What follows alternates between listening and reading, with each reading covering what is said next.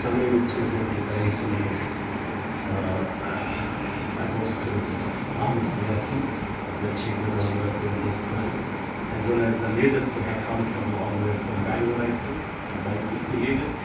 So we are thankful to you to have your presence in our midst.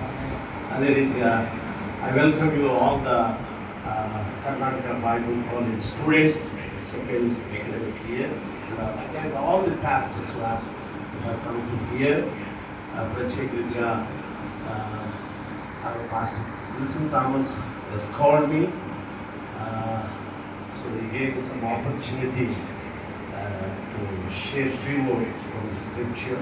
మొదటి రాజుల గ్రంథము 17వ అధ్యాయము 17వ అధ్యాయము 3వ వచనం చదువుదాం. నీవు ఇచ్చట నుండి తూర్పు వైపునకు పోయి యోర్దానుకు ఎదురుగానున్న కెరూతు వాగు దగ్గర దాగి ఉండుము. దేవుడి బిడ్డలకి మనం చూస్తుంటున్నప్పుడు దేవుడు ప్రవక్త అయినటువంటి ఏలియాతో మాట్లాడుతున్నాడు. ఏలియా ఎలైజా అని పిలుస్తారు. ఏలియా అనే పేరుకు అర్థము యెహోవా నాకు దేవుడు అని అర్థం. యెహోవా నాకు దేవుడు.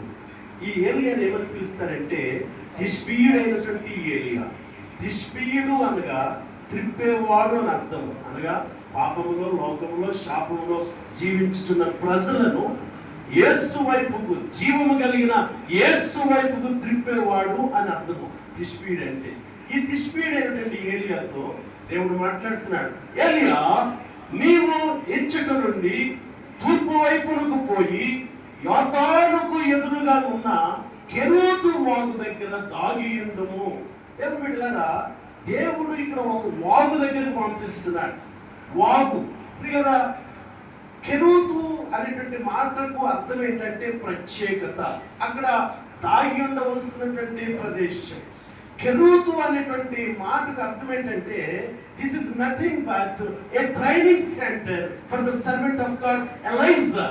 ఈ కేబీసీ ఈ యొక్క దీనిని కూడా దేవుడు మీకు ఒక తర్బీదు స్థలముగా, ఒక కెరూతు వాగుగా దేవుడు దీనిని ఏర్పాటు చేసి ఉంటున్నాడు. ఎలైజాతో చెప్తున్నాడు, Eliza, you go to the place called Kerith and hide there and spend your time with మీ.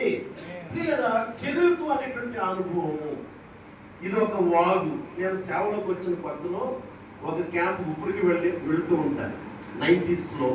ఆ క్యాంప్ పేరు ఏం పేరంటే కెసరి టంచినార్ క్యాంప్. ఆ క్యాంపుకి వెళ్ళాలంటే 4 వాగులు ఉంటాయి అన్నమాట. సో ప్రతి వాగు దగ్గర ఫ్యాంట్ పైకెత్తుకుని ఆ 4 వాగులు దాటి ఆ క్యాంపుకి వెళ్ళి అక్కడ ఒక కాటేజ్ మీటింగ్ పెట్టి వస్తూ ఉండేవాడు. నిజమే ప్రియులారా, దేవుడు మనలను ఆయా పరిస్థితుల గుండా మనం నడిపిస్తూ ఉంటాడు. కెరూతు అనేటువంటిది ప్రియులారా ప్రార్థించే స్థలము. అక్కడ ఆయన ప్రార్థన చేస్తున్నాడు. ఉదయము సాయంకాలము దేవుడు కాకుల చేత ఆహారము పంపిస్తూ ఉన్నాడు. హల్లెలూయా. కాకులు తీసుకొచ్చి ఆహారము పెడుతూ ఉన్నట్లుగా మనం చూస్తూ ఉంటున్నాం. దేవుని బిడ్డలారా, ప్రార్థన మనము మోషే జీవితంలో మనం చూస్తుంటున్నప్పుడు అతనికి ఒక ట్రైనింగ్ పీరియడ్ ఎక్కడంటే అరణ్యములో, విల్డర్నెస్.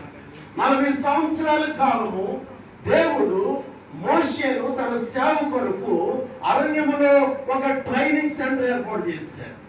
హోరేబు కొండ దగ్గర దేవుడు అతను పిలిచినట్లుగా మనం చూస్తూ ఉంటున్నాం. 40 సంవత్సరాలు ఆ తదుపరి అతను చేయబోయేటువంటి పరిచర్యకు దేవుడు అతన్ని సిద్ధపరుస్తున్నట్లుగా మనం చూస్తుంటున్నాం. చాలాసార్లు మన సేవకి ఏదో పరిగెత్తేవాలనుకుంటాం, కానీ దేవుడు అంటాడు, నువ్వు దాగి ఉండవు. మోషేను 40 సంవత్సరాల కాలము అరణ్యంలో దేవుడు ఒక గొప్ప పరిచర్య కొరకు, త్వర ఎదుట నిలబడట కొరకు, ఇశ్రాయేలీయులను ఈజిప్ట్ నుండి విడిపించడానికి అరణ్యంలో దేవుడు అతనిని ప్రిపేర్ చేస్తూ ఉంటున్నాడు. హల్లెలూయా. అందుకే వాక్యంలో మనం చూస్తుంటున్నప్పుడు మీరు యెరూషలేము నుండి వెళ్ళక ఆదరణకర్త కొరకు కనిపెట్టండి. హల్లెలూయా. దేని కొరకు కనిపెట్టాలి? ఆదరణకర్త కొరకు, పరిశుద్ధాత్మ యొక్క అనుభవం కొరకు. We must wait to receive the Holy Spirit. పరిశుద్ధాత్మను మనం పొందుకోవాలి. నేను ఈరోజు మధ్యాహ్నం ప్రభు సన్నిధిలో ప్రార్థన చేస్తున్నాను. ఆ సమయంలో విల్సన్ గారు కాల్ చేశారు. నేను ఎక్కువ టైం నేను దేని కొరకు ప్రార్థన చేశానంటే, ప్రభువా fill me with your power, fill me with the power of the Holy Spirit. Let me have the fire, the power, the anointment of the Holy Spirit. కెరూతు దగ్గర దేవుడు ఎలైజాని ఆత్మచేత నింపాడు, పరిశుద్ధాత్మ చేత నింపాడు. అందుకనే కర్మెలు పర్వతం మీద అతను ఒక ఛాలెంజ్ విసిరాడు. ఎన్నాళ్ళ మట్టుకు మీరు 2 తలంపుల మధ్య తడబడుతూ ఉంటారు? యెహోవా దేవుడైతే యెహోవాను సేవించండి, బయలుదేవుడైతే బయలును సేవించండి. 850 మంది ప్రవక్తలు ఉన్నారు. బయలు ప్రవక్తలు 400 మంది, ఆశీర్దేవి ప్రవక్తలు 450 మంది ప్రవక్తలు ఉన్నారు. రాజు ఉన్నాడు, రాణి ఉంది. వాళ్ళందరూ ఉదయం నుంచి సాయంకాలం దాకా ప్రార్థన చేస్తారు. నథింగ్ హ్యాపెండ్ దే, అక్కడ ఏం జరగలేదు. కానీ ఏలియా ప్రార్థన చేస్తాడు, బలిపీఠం కట్టి అతను ప్రార్థన చేస్తాడు. అబ్రహాము, ఇస్సాకు, యాకోబుల దేవుడైన యెహోవా, నేను నీ సేవకుడినని ఇక్కడ ఉంటున్న ప్రజలందరూ, లోకంలో ఉన్న ప్రజలందరూ తెలుసుకున్నట్లుగా ఆకాశము నుండి అగ్నిని పంపి ఈ తడిసి ముద్దైపోయినటువంటి మాంసమును కాల్చు.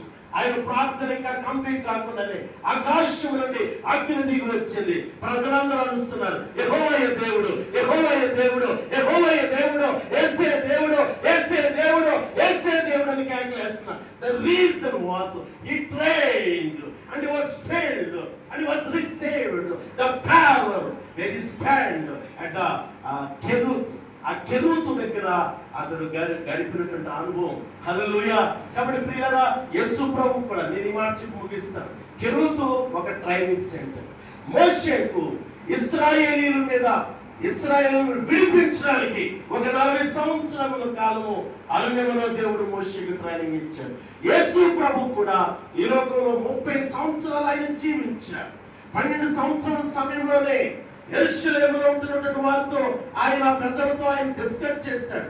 అయినప్పటికీ కూడా ఆయన దేవుని సేవలో 3.5 సంవత్సరాల కాలము ఈ యొక్క లోకంలో ఆయన గొప్ప పరిచర్యను జరిగించినట్లుగా మనం చూస్తూ ఉంటున్నాం. కాబట్టి ప్రియులారా, ఈ యొక్క KBS లో దేవుడు ఎందుకు ఏర్పాటు చేశాడంటే, this is the training centre to reach many souls and to build his kingdom on the face of the earth. ఈ యొక్క గొప్ప భారము దైవజనులు దేవుడు ఎందుకు ఇచ్చాడు? ఇంత డబ్బును ఎందుకు ఖర్చు పెడుతున్నారంటే, ప్రపంచంలో దేవుని కొరకు ఒక ఎలైజా వలె, ఒక మోసెస్ వలె మీరు జీవించాలని. మాపై జాన్ బెనిహిన్ వికం చదివాడు. తర్వాత ఆ దైవజనులు తెలుసు, వారి యొక్క స్నేహితులు అబ్రహాం మాథ్యూ గారు New Life Bible College principal గా ఉంటున్నారు. So there he studied PTH for 3 years. తర్వాత MDV కూడా ఆ బిడ్డ చదవడానికి, చదివించడానికి దేవుడు కృప చూపించి ఉన్నాడు. మొన్న మార్చి నెలలో ఆ బిడ్డ MDV గ్రాడ్యుయేషన్ కూడా జరిగింది బెంగళూరులో న్యూ లైఫ్ బైబిల్ కాలేజీలో. ఇప్పుడు నాతో కలిసి పరిచర్యలో ఉన్నాడు. ప్రియులారా, ఆ బిడ్డ ఇప్పుడు ఏం చేస్తున్నాడంటే, 40 దినాలు ప్రభు సన్నిధిలో తరబిదిలో ఉన్నాడు. 40 దినాలు ఉపవాసం ఉండి ప్రార్థన చేస్తున్నాడు. సంఘాలు ఉన్నాయి, ఎంతో పరిచర్య ఉంది. ఆ బిడ్డకు ప్రభు సన్నిధిలో 40 దినాలు ఎందుకు గడుపుతున్నాడంటే, to receive the Holy spirit.